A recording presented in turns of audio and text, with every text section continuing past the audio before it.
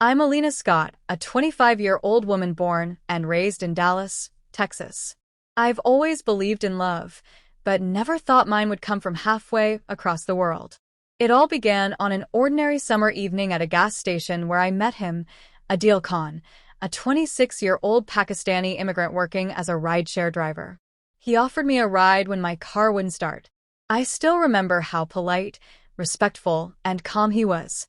From that ride onward, something in my heart stirred. His eyes held a kind of pain I couldn't describe, and a silence that was oddly comforting. We exchanged numbers. At first, it was just casual texts and polite conversations, but soon we were talking for hours about life, dreams, family, and fears. Despite our cultural differences, something clicked. His gentleness drew me in. His stories about Pakistan, about struggle and survival, made me see a world beyond my comfort zone. Within 3 months, we were inseparable. Adil introduced me to chai, Urdu poetry, and Bollywood songs. He told me how hard it was to leave his mother behind in Lahore to work in the US. I, in turn, showed him snow for the first time and introduced him to Thanksgiving turkey. Our love blossomed quietly. No public displays, no flashy dinners, just two souls learning to understand one another. For 4 long, beautiful years, we were everything to each other. We traveled, shared dreams, and talked of marriage. But life doesn't always go the way we plan. It started with a phone call. Adil sounded different. Quiet. Heavy. "Alina," he whispered. I might have to go back to Pakistan. Just for a while.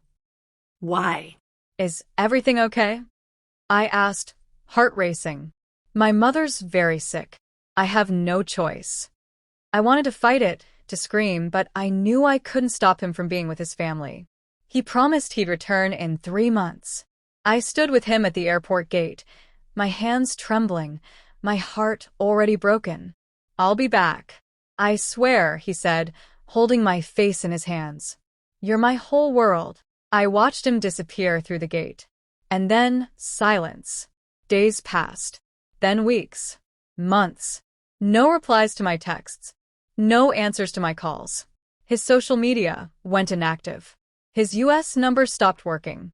I contacted his cousin, his roommate, everyone I could find. But all I got was, "He's back in Pakistan, he's busy." Busy? After 4 years? I spiraled. Sleepless nights. Constant tears. I tried to move on, but every street corner in Dallas reminded me of him. The park where he first kissed my forehead. The cafe where he'd order chai and sit for hours reading Urdu poems to me. I felt abandoned. Betrayed. Forgotten. But then 1 year later, something happened. I got a letter. Yes, a real paper letter, sent from Lahore, Pakistan. The handwriting was shaky. I knew it was his. "Alina, if you're reading this, it means I'm no longer around. I didn't disappear because I stopped loving you. I left because I was dying. Stage 4 liver cancer. I didn't want you to watch me fade away. I wanted your last memory of me to be strong, happy, full of life. I tried to shield you from my pain. Maybe that was selfish. But I loved you too much to let you see me like that. You changed my life. You gave me love, laughter, and dignity in a land that never felt like mine. And I left this world loving you more than I ever thought possible." I broke down, the letter clutched in my hands. I thought he left me. I thought I wasn't enough. But the truth? He loved me too much to let me suffer. Now, I sit in that same cafe every week with the letter tucked in my wallet. Sometimes, I swear I hear his laugh in the wind. He's gone, but his love? It lives inside me. And in the end, it wasn't betrayal. It was the greatest act of love I never understood until it was too late. After Adil's letter reached me, I felt like the ground beneath my feet had been pulled away. My heart refused to believe he was really gone. I kept asking myself, was the letter real? Was he truly dead? There had been no funeral, no phone call from family, just a letter. I was drowning in questions. So, I booked a flight to Pakistan. I had to know the truth for myself. I couldn't live with a ghost haunting me. I needed to see his family, visit his home, confirm with my own eyes what had really happened. And somewhere deep inside, maybe I hoped I'd find him alive. Landing in Lahore felt like stepping into another universe. The air was heavy with dust and scent. The roads bustled with rickshaws and bikes. Everyone stared at me, this white American girl, walking through the narrow streets of Model Town with a photo of Adil in my hand, asking strangers if they knew him. After days of searching, someone finally pointed me toward an old brick house with a black gate and dried flowers in the front. I knocked. An old woman opened the door, her face pale, eyes sad, and her hands trembling. She looked just like the photo Adil once showed me of his mother. Main Alina, Hoon, Adil ki dost, America esi ayi Hoon. I'm Alina, Adil's friend. I came from America. Her eyes welled up instantly. She didn't say a word, just pulled me into her arms and cried. Inside the modest home, she handed me an old framed picture of Adil. In it, he looked thin, pale, and nothing like the strong man I knew. He never told anyone he was sick, she said in broken English. Not even me until last moment. I asked her, why didn't he tell me he was dying? She smiled sadly, holding my hand. Because he loved you, Beatty. Too much. Tears flowed freely as she led me into a small bedroom. There, beside his bed, was a wooden box. She opened it. Inside, there were dozens of things. A scarf I had once left in his car. Our photo from a trip to Colorado. A small red jewelry box with a ring inside. And most shockingly, a phone.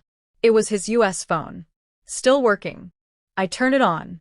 There were unsent messages to me. Voice notes he never sent. Alina, I'm trying to stay strong, but I don't think I'll make it. I wish I could hold your hand one last time. Don't cry when I'm gone, just remember me when you smile. I broke down. I couldn't breathe. Every doubt I had washed away. The man I thought left me never left.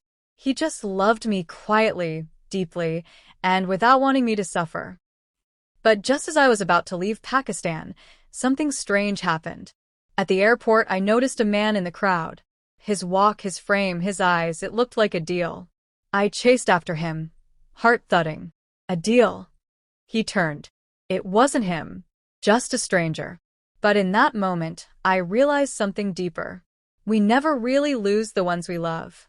They live in our hearts, in faces, in memories, in moments we don't expect. I returned to the US with Adil's ring. I now wear it around my neck, close to my heart, where his love still beats within me. And every year on the anniversary of our first ride together, I take a long drive alone. No GPS. No destination. Just like how our love began. Unexpected, beautiful, and full of surprises. Suspenseful ending twist. But 3 months after returning, I received an anonymous message on WhatsApp. No name. No photo. Just 5 words. I never really left you. I stared at the screen, trembling. Could it be? Or was someone playing a cruel game? To this day, I still don't know.